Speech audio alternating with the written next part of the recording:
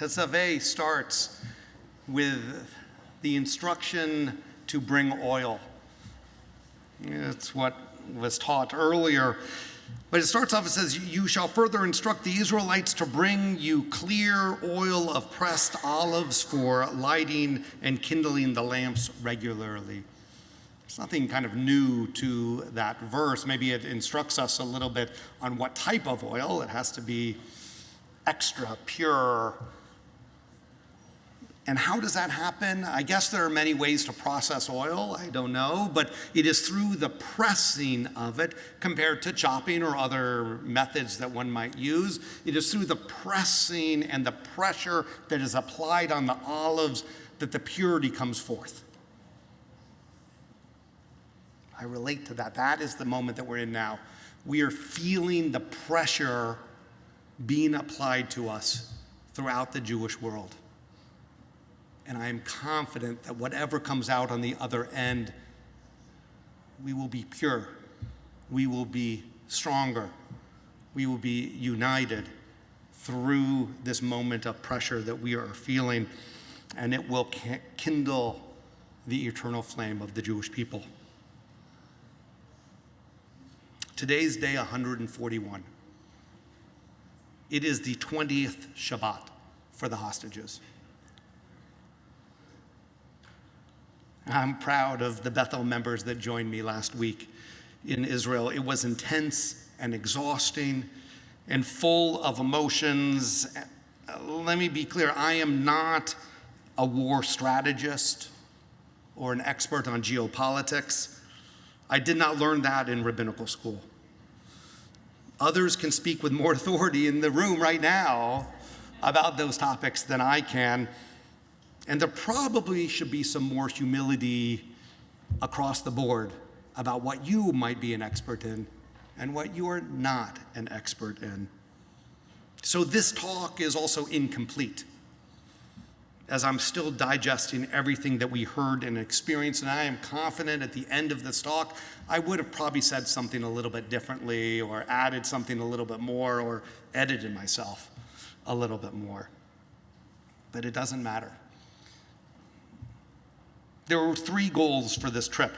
One is to help as we could, in any way that we could. We wanted to go and to volunteer and to help. The second was to bear witness to the events of October 7th and following.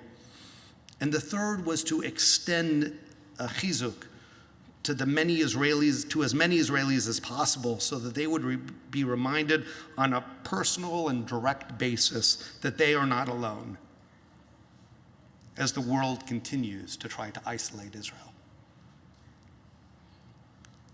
To put the end at the beginning, it was so powerful that Bethel needs to be back there as soon as possible.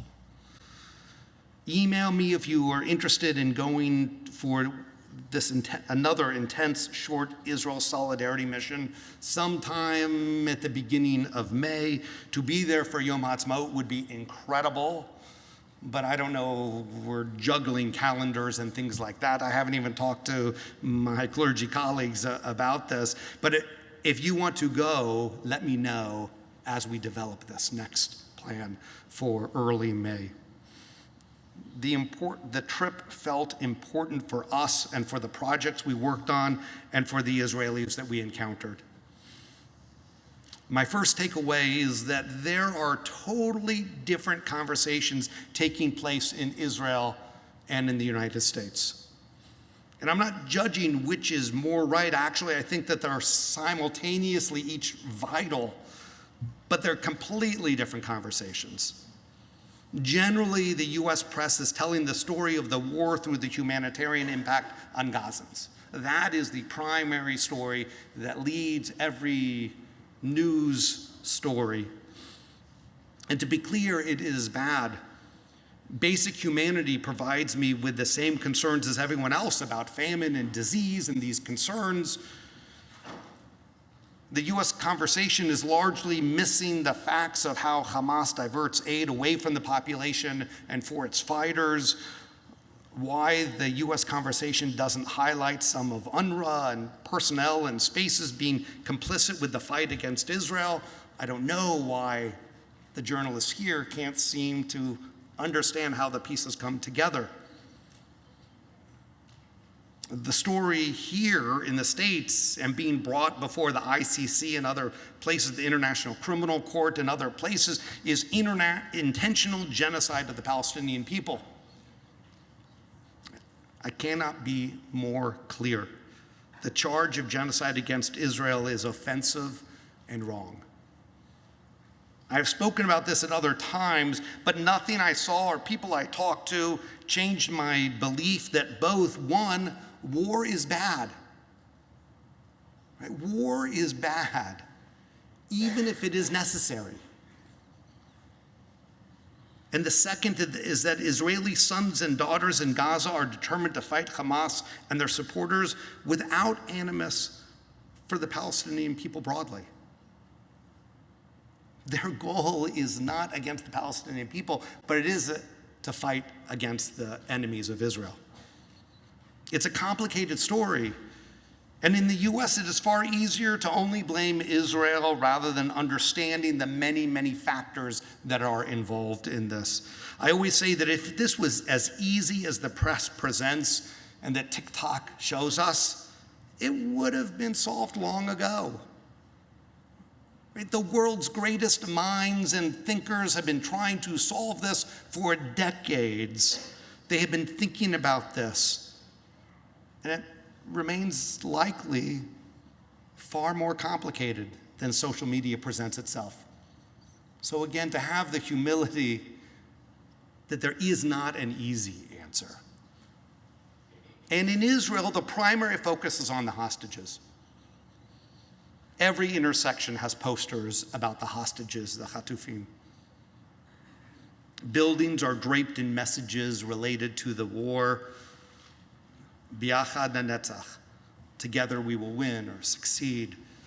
Am Yisrael Chai, which I don't think needs to be translated. Our hearts are captives in Gaza.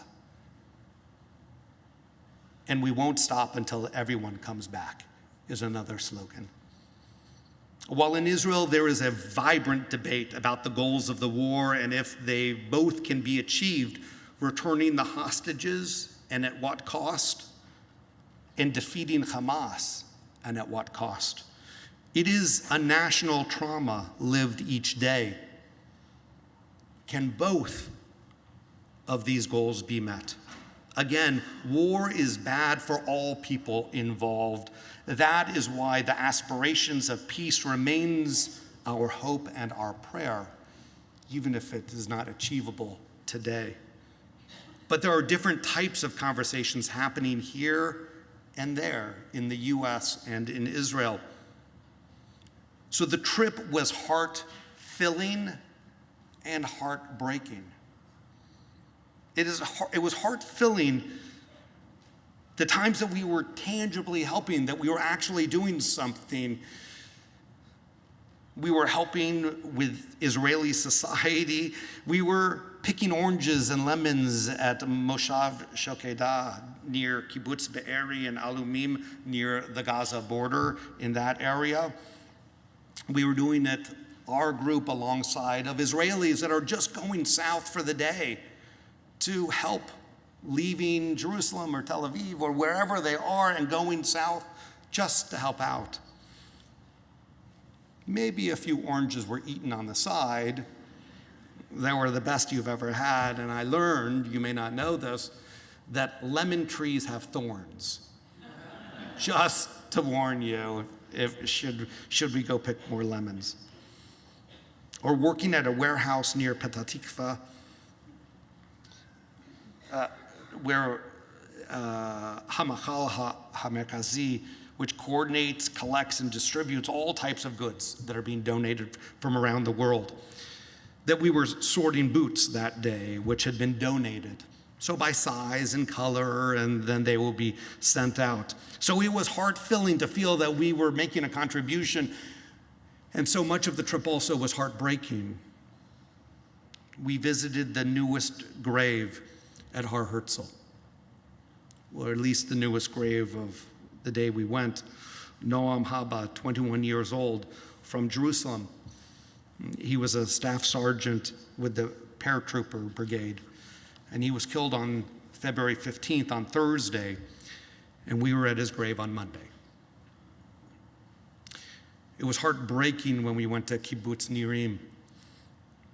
I'm not sure how to describe it. You have read reports, the burnt houses, the pockmarks of bullets, the stories of violence too graphic for the Bima, the stories of Gazans following behind Hamas to loot the homes and the equipment and the stores to bring back into Gaza, and meeting directly with hostage families. It was heart-filling and heartbreaking. So I have 3 buckets that I've been thinking about. There are so many stories, so many vignettes, and I'll be sharing them more. I feel like as I'm sharing it, I'm processing it together, that tomorrow at 10 o'clock, there's another gathering here at the shul, just an open conversation, so that we can have a safe space to talk together about what's happening related to Israel. So what are the 3 buckets? One is achdut, unity. The second bucket I'm titling Ein li Eretz Acheret, another slogan. And the third is tikva, of hope. So unity, Ein li Eretz Acheret, that I have no other land, and of hope. So achdut, first, everyone pulled together. October 7 caught everyone by surprise. Israeli society, civil society, jumped into a void which the government could not immediately fill, and some think they're still not filling that void. But the networks which had been developed around the protests around the judicial reforms over the summer and earlier pivoted immediately to help respond to the war. Achim LaNeshek, brothers and sisters in arms, are former military officers who organized civil responses and coordinated volunteer efforts. People were bringing food to soldiers, got supplies, and gave them to units. Remember, everyone has a son or a daughter or a grandchild or a friend in service. And so when Israel is at war, the entire nation responds. Think about that in contrast to the United States, where we go to war and it does not change a single thing about your day. We, the US, were in Iraq for a decade, and I bet if I asked for a show of hands, it would be only a handful of people that had a direct connection to someone who served. It is not that way in Israel. So meals and laundry and hand warmers, even some basic equipment, everything that a family could provide to their soldier or to their friend, they wanted to provide it to them. Everyone came together.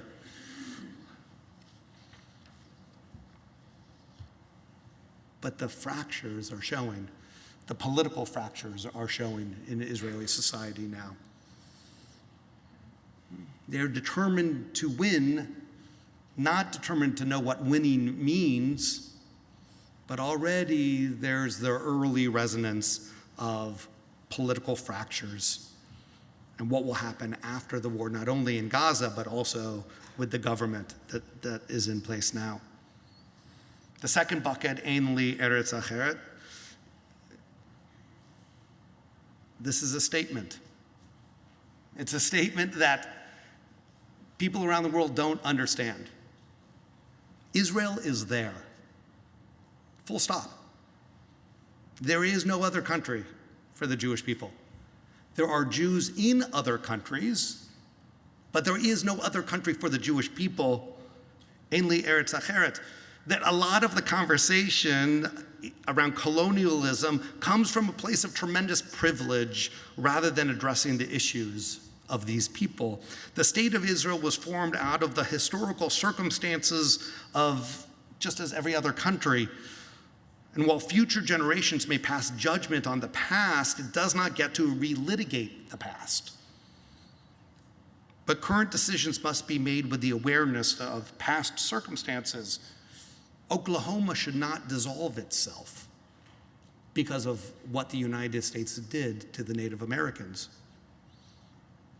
So I do not understand, or it's not a rational argument to say that Israel should dissolve because of allegations of how it was formed, which I think also are baseless and a misunderstanding of what Israel is. I've spoken at length about that as well.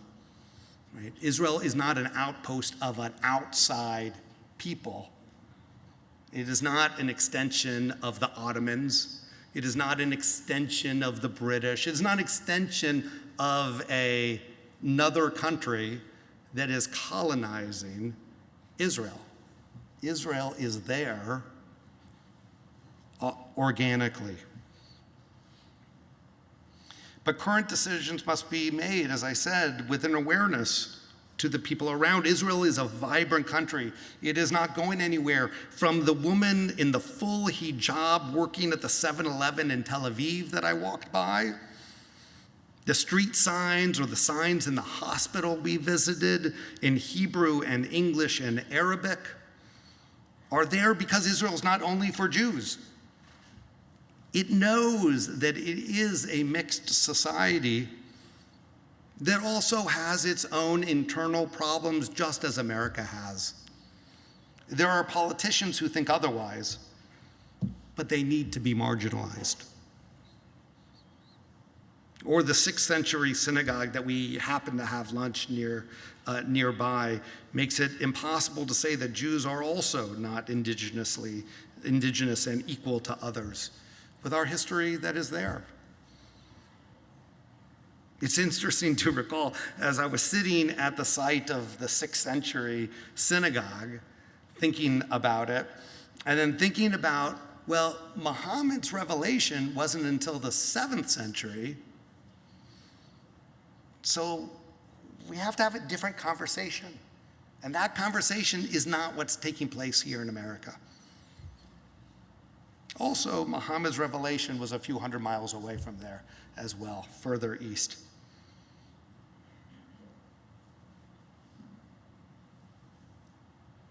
This can't be looked at as a win-lose debate about who's been there longer, or our origin stories of who are outsiders and who are insiders. What are we going to do? Talk about, well, the Canaanites really are the winners of all of this, right? Or we should talk about the Babylonians or the Greeks or the Romans or the Byzantines or the different, the Umayyads or the different caliphates or the Crusaders. Maybe they all have a great lock on the land. The Mamluks are looking for representation, if you would like. Right? The Mongols, the Ottomans, the British. But the idea can't be a win-lose in this conversation. It has to be framed differently. But Ein li eretz acheret, it means that we are there, full stop. It also means that other people can be there as well, but it can't be framed as a win or lose. Not enough people are thinking about it in this way. As we were walking along, I mentioned we were at Har Herzl, and our guide just stopped 3 soldiers that were walking by, and it was like a rainy day, because they do get rain in Israel, especially in the winter. There was a lot of rain. So she asked them, "What are you doing here? Why are you here on this rainy day?" Maybe they were visiting someone in their unit or visiting a grave. And they said, "No, actually our service is we prepare the graves." That's what they were doing. So we had a very interesting conversation with them. And then she asked, "Well, what do you want these people to know? That this is a group from America that came for all of the reasons that I mentioned?" And they said without hesitation, without any preparation, this was just what they were thinking about. They said, "We want you to know that you are part of our story. that you are part of us. Right? So it's not an us and them. It is not just a distant experience. We are unified together. And finally, tikva, hopefulness, to be hopeful. To be honest, it is hard to be hopeful. It is hard to find hope. And maybe actually that's the best time to be hopeful. Right? Maybe that's called faith. When you can't find it yourself and you continue to believe something that is almost unimaginable to you. Maybe that is actually the moment of it. We heard this phrase in different ways from different people. They said, we're doing this not because we hate, but because people hate us. And I thought that was so powerful, that the soldiers that we talked to, the other Israelis that we talked to, that this is happening not because we hate someone else, but we do know that they hate us. We heard this over and over again. They're in Hostage Square in Tel Aviv. There's art installations have been popping up all over that area. They rotate, they change. But to mark the 100th day of the hostages, one artist created a Hamas tunnel. Maybe you've seen it. And you can walk through. It's, I don't know, maybe from here to the door. And over this past month that it has been up, maybe it's a month and a half now, people have started to write graffiti on it in a good way, in a very Tel Avivian way. And they're messages of hope and of support and of strength. But the part that was really at the intersection of heartbreak and heart filling is at the very end of the tunnel, you come out and it says, Vayihi Or. And there was light. It's the words from Genesis. And I hope that that is the case, but I do not see it easily. A hope that the hostages will be released, that they will see the light, a freedom that we will see the light at the end of this darkness. Maybe that's the power of art, is that it can express something that is just beyond words. And so that was just one of the many times that I cried, seeing that, and that is exactly right, that we are in a place of darkness, and I continue to believe that there will be light. I don't know how these families will recover. I do not know how we heal.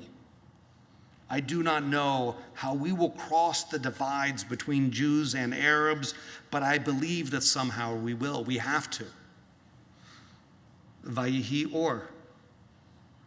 Vayihi Or, because we met the family of Yocheved and Oded Lifshitz. Yocheved is 85, Oded 83. He was a journalist. They lived in kibbutz Nir Oz. They were peace activists. They lived down south near Gaza on purpose because they wanted to interact with the Palestinians in Gaza. And this is a quote from an article, the couple who were among the founders of kibbutz Nir Oz were peace activists, regularly transported patients from Gaza to receive medical care in hospitals across Israel. Yocheved was released along with Norit Cooper after 17 days in captivity, and Oded is still a hostage, alongside the 131 others as well, still in captivity. Oded, Hirsch, Goldberg, Poland, cousins of Bethel members, Candace and Alan Goldstein. So we asked the grandkids that we were talking with, Yocheved and Oded's grandkids that we were meeting, When we asked the grandkids what they thought their parents would say now, they said without hesitation to work harder for peace.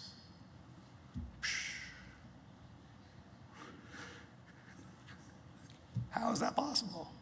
How could that be the response?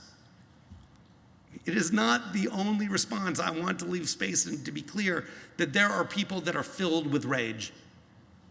There are Israelis, Jews here and there that are filled with rage.